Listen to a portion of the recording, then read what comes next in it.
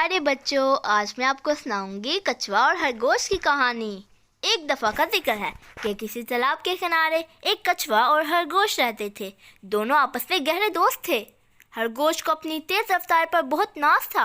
वो अक्सर कछुए को इसकी सुस्त रफ्तारी पर ताने देता और इसका मजाक उड़ाता है। एक दिन कछुए ने तंग आकर खरगोश को दौड़ लगाने का चैलेंज कर दिया। खरगोश कछुए की बात सुनकर बहुत हंसा, लेकिन फिर सोचकर दौड़ लगाने पर रजामंद हो गया कि चलो इस तरह कछुए का मजीद मजाक उड़ा सकेगा।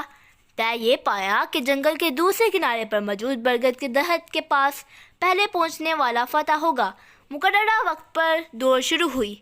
कछुआ सुस्त रफ्तारी से चला, मगर खरगोश तेज रफ्तारी से भागा और जल्द ही नजर से ओझल हो गया। जंगल के दरमियान पहुंचकर इसने सोचा, मैं अकेला भाग भाग कर क्यों थकूं, क्यों ना कुछ देर आराम कर लूं ताकि कछुआ भी ज़रा करीब आ जाए।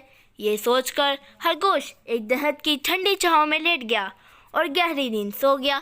दूसरी तरफ कछुआ आहिस्ता आहिस्ता मगर मुसलसल चलता रहा और खरगोश के करीब से भी खामोशी से गुजर गया और आखिरकार बरगद के दरख्त के नीचे पहुंच गया। उधर खरगोश की आंख खुली तो इसने पीछे मुड़कर देखा। इससे कछुआ कहीं नजर न आया।